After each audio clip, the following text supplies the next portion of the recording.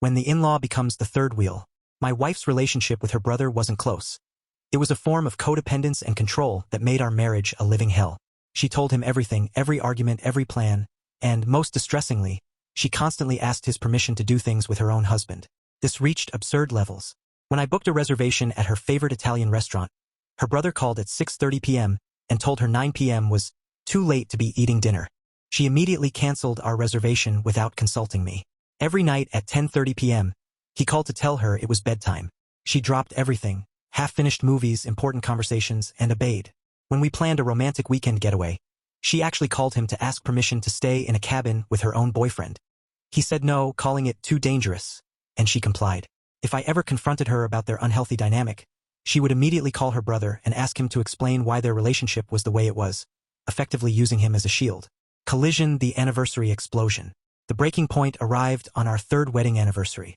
I had planned a romantic evening, including dinner at our first date spot and a night at a bed and breakfast. I came home early to surprise her, only to find the house empty. She had forgotten our anniversary and was out having dinner with her brother because he'd had a rough day at work. When she finally came home, furious and hurt, I tried to explain how much the day meant and how tired I was of coming second to him. Instead of apologizing, she did what she always did. She called her brother to complain about my unreasonable behavior. I snapped.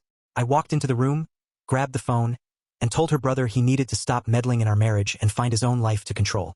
He lost it, screaming that I was jealous and trying to drive a wedge between them. Police car light, the ultimate confrontation. The next day, her brother showed up at our house, using a key my wife had secretly given him. He started screaming and calling me names, accusing me of manipulating his sister. I stayed calm. I looked at my wife and delivered my ultimatum.